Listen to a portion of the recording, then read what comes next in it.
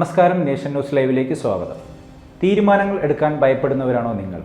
എങ്കിൽ നിങ്ങൾക്കുമുണ്ടാകാം ഡിസൈഡോഫോബിയ. എന്ത് കാര്യത്തിലും കൃത്യമായ തീരുമാനമെടുക്കാൻ സാധിക്കാതെ ആശയക്കുഴപ്പത്തിലാകുന്നവരാണോ നിങ്ങൾ? ഏത് വിഭവമാണ് ഓർഡർ ചെയ്യേണ്ടത് എന്ന് അറിയാതെ ആശയക്കുഴപ്പത്തിലായി പലപ്പോഴും അല്ലെങ്കിൽ എപ്പോഴെങ്കിലും മണിക്കൂറുകളോളം ചിലവഴിച്ചിട്ടുണ്ടോ? എങ്കിൽ നിങ്ങൾക്കും ഡിസൈഡോഫോബിയ ഉണ്ടാകാനുള്ള സാധ്യതയുണ്ട്. വിവേചനമില്ലായ്മ ഒരു അസാധാരണ സ്വഭാവമല്ല. ഏത് കാര്യത്തിലും എന്ത് തീരുമാനമെടുക്കും എന്നാലോചിച്ച് ആശയക്കുഴപ്പത്തിലാകുന്നത് അത്ര നല്ല ലക്ഷണവുമല്ല. വാസ്തവത്തിൽ ഒരു വ്യക്തി തീരുമാനമെടുക്കുന്നതിന് മുമ്പ് എല്ലാം വിശകലനം ചെയ്യുന്നത് ഒരു നല്ല കാര്യമാണ്. പക്ഷേ ഈ പ്രവൃത്തി നിങ്ങളുടെ ജീവിതത്തിലെ ഓരോ ചെറിയ തീരുമാനത്തെയും ബാധിക്കാൻ തുടങ്ങിയാൽ അത് ഡിസൈഡോഫോബിയയുടെ ലക്ഷണമാകാം. ഫോബിയ എന്നത് ഏതെങ്കിലും ഒരു പ്രത്യേക സാഹചര്യത്തെയോ വ്യക്തിയോ കുറിച്ചുള്ള യുക്തിരഹിതമായ ഭയമാണ്. തീരുമാനങ്ങൾ എടുക്കുന്നതിനിടയിലാണ് ഈ ഭയം സംഭവിക്കുന്നതെങ്കിൽ അതിനെ ഡിസൈഡോഫോബിയ എന്ന് വിളിക്കുന്നു. ഓരോ തീരുമാനത്തെയും ബന്ധപ്പെട്ട ഗുണങ്ങളും ദോഷങ്ങളും വിലയിരുത്തുന്നത് സാധാരണയായി നല്ല കാര്യമാണ്. എന്നാൽ ചില വ്യക്തികൾക്ക് തീരുമാനം എടുക്കുന്നതിനുള്ള ചിന്തയും പ്രവൃത്തിയും അങ്ങേയറ്റം ഉത്കണ്ഠയും വിഷമവും ഉണ്ടാക്കാറുണ്ട്. സാധാരണയായി ഡിസൈഡോഫോബിയ സ്വതന്ത്രമായ ഒരു അസുഖമല്ല.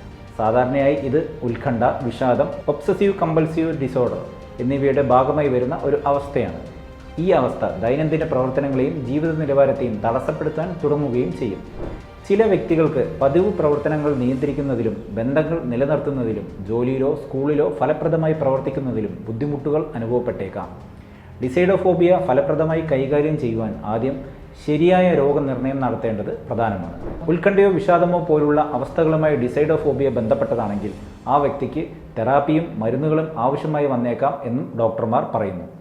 കൃത്യമായ മാനസികാരോഗ്യ വിദഗ്ധരുടെ നിരീക്ഷണത്തിൽ വേണം മികച്ച ചികിത്സാ രീതികൾ തിരഞ്ഞെടുക്കുവാനായി.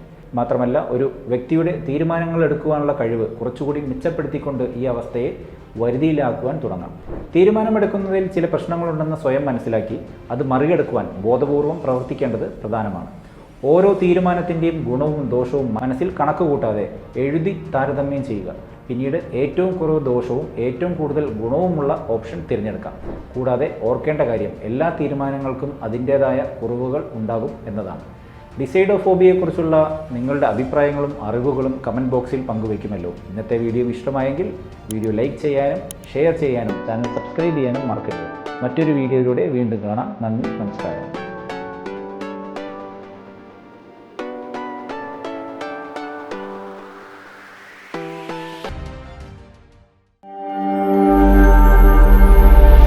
നാഷൻ ന്യൂസ് ലൈവ്, സത്യം, ചരിത്രം, വർത്തമാനം.